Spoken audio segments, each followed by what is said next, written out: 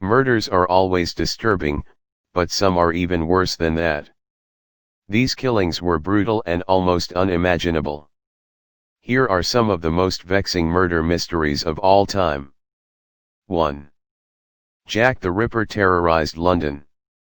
London's most notorious serial killer prowled the East End over a century ago, preying on prostitutes and terrorizing the area. He made his mark as Jack the Ripper by killing and mutilating at least 5 women. Dread grew as the dead bodies began to pile up near each other within a 3-month period in 1888. The neighborhood was horrified to a degree bordering on panic, when news broke of a second female victim, the Morning Post reported at the time. The local newspaper called the killing barbarous, and said the manner of the murder was too horrible for description. Local authorities at first wondered whether the suspect was a butcher or a doctor due to his signature and gory method of murder and his skill with a knife. The victims of the so-called Whitechapel murders, Mary Ann Nichols, Annie Chapman, Elizabeth Stride, Catherine Eddowes, and Mary Jane Kelly, all had their throats slashed, and most of them had their stomachs slit and organs ripped out before being dumped on the streets, according to author Dave Yost, who explores the 5 deaths in his book Elizabeth Stride and Jack the Ripper. The FBI, which analyzed the case in 1988 at the behest of a movie production company, said each victim was known to be a heavy drinker and a prostitute. They were all targeted because they were readily accessible and were killed swiftly in the early morning hours. Even with all eyes on the case, police were never able to put a face to the killer. The FBI said local investigations were stymied because forensic technology and other advanced means of thoroughly investigating homicides were non-existent at the time. The National Archives obtained letters exchanged between different law enforcement bosses in 1888 that depict overwhelmed police departments. Charles Warren, who was the chief commissioner of the Metropolitan Police at the time, asked for help from the City of London Police. "We are inundated with suggestions and names of suspects," Warren wrote. "Countless historians and criminologists, both amateur and professional, have speculated on the killer's identity, but it appears Jack the Ripper took his secret to the grave." 2. The Black Dahlia's grisly death captured headlines. The sight stopped a mother and her child in their tracks. A naked woman was lying feet from the sidewalk. She was sliced cleanly in half at the waist, with not one drop of blood on her. The now infamous slaying of 22-year-old Elizabeth Short instantly captured headlines in 1947, with newspapers later dubbing her the Black Dahlia, in part because she had dark hair and an apparent preference for black clothing. Short, a Massachusetts native who had come to California in pursuit of fame, was bled dry before being dumped in an empty lot in a residential area of Los Angeles, authorities said. Her body appeared professionally dissected, and one breast was cut off, according to FBI records. It's unclear how the aspiring actor met such a grisly fate. Several dozens of people have claimed credit for the high-profile crime. The FBI, which helped local authorities investigate at the time, said it ran record checks on potential suspects and conducted interviews across the nation.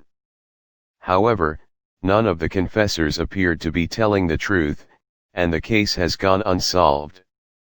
The murder became the subject of a 1987 novel, followed by a 2006 movie starring Josh Hartnett, Hilary Swank, Aaron Eckhart, and Mia Kirshner.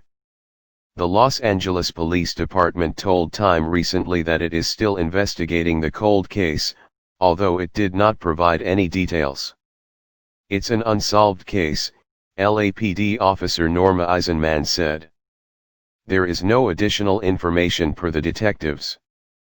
3. The Zodiac Killer taunted police with clues. The Zodiac Killer was no ordinary murderer.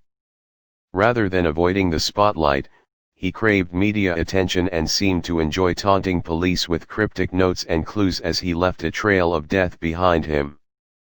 The Zodiac Killer murdered 5 people seemingly at random in Northern California in 1968 and 1969. He claimed in letters to police that there were dozens more victims, although that was never confirmed.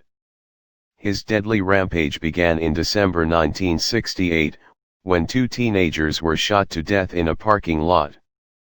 About 7 months later, another 2 people were shot in a parked car, although one survived. That's when local newspapers started getting letters from someone anonymously claiming to be responsible for the slayings, according to the San Francisco Examiner, which had received the cryptic notes. The newspaper said the letters contained coded messages explaining the killer's motive, as well as a key to help readers decipher his identity. "This is the Zodiac speaking," he wrote in an August letter. "I like killing people because it is so much fun," he added, according to FBI records. "It is more fun than killing wild game in the forest because man is the most dangerous animal of all." Authorities did not crack the code revealing his name, and the Zodiac Killer went on to stab 2 more people in late September. One of the victims survived, and the other died. About 2 weeks later, the killer struck again, fatally shooting a 29-year-old taxi driver, according to the Examiner. Days later, the Zodiac mailed a piece of his latest victim's bloody shirt to the Chronicle newspaper. To this day, no suspects have been confirmed in the case. The San Francisco Police Department said the investigation is ongoing. 4 and 5. Rappers Tupac Shakur and the Notorious B.I.G. were gunned down 6 months apart. The music world was rocked in the late 1990s when rap superstars Tupac Shakur and the Notorious B.I.G. were gunned down about 6 months apart. The killings came at a moment marked by intense rivalry between their competing record labels. Both rappers were the top artists for their record companies. Many said the murders were a sign music feuds had gone too far. Shakur was killed first, in a drive-by shooting in Las Vegas on September 13, 1996. At the time, the 25-year-old superstar's Death Row record label had been feuding with its competitor, Bad Boy. 6 months later, Bad Boy's Christopher Wallace, better known as the Notorious B.I.G., Biggie Smalls, or Biggie, was killed in a similar fashion. The rapper was fatally shot in a drive-by as he was leaving a music industry party in Los Angeles. The 2 superstars had been friends when both were signed under Bad Boy, according to the FBI, which investigated Biggie's murder but closed the case in 2005. The pals grew distant after Tupac landed in jail over convictions that included rape, and Biggie rose in popularity. Tupac later switched over to Death Row. It's unclear whether the rivalry played a role in either killing.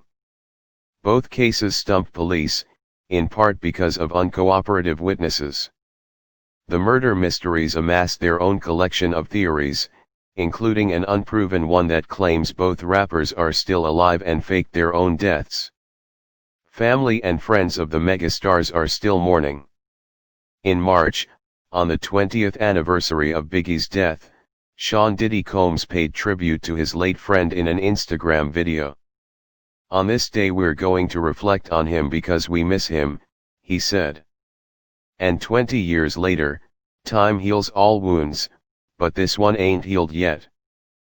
6. JonBenet Ramsey was found dead in her family home.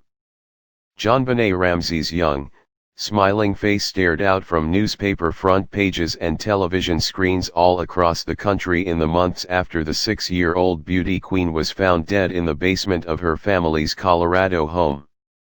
The crime stunned the quiet and affluent neighborhood in Boulder, Colorado. JonBenet, a beauty pageant winner, had been discovered beaten and strangled, with duct tape placed on her mouth and throat, on the day after Christmas in 1996. This was already disturbing enough to draw national attention, but JonBenet's own family quickly fell under scrutiny, and many who had followed the story began to speculate on whether her parents were somehow involved. JonBenét's mother, Patricia, told police she woke up early that morning to find her daughter missing. She called 911 to report a kidnapping, saying she found a nearly 3-page ransom note demanding $118,000. Hours later, JonBenét's father, John, told police he discovered his daughter's body in the basement. An autopsy determined that JonBenét died of asphyxiation caused by strangulation, according to the Denver Post. Her death was ruled a homicide. The Ramseys immediately fell under a cloud of suspicion, but no one was ever charged in connection with JonBenét's death. Her parents addressed the speculation for the first time during an interview with CNN in January.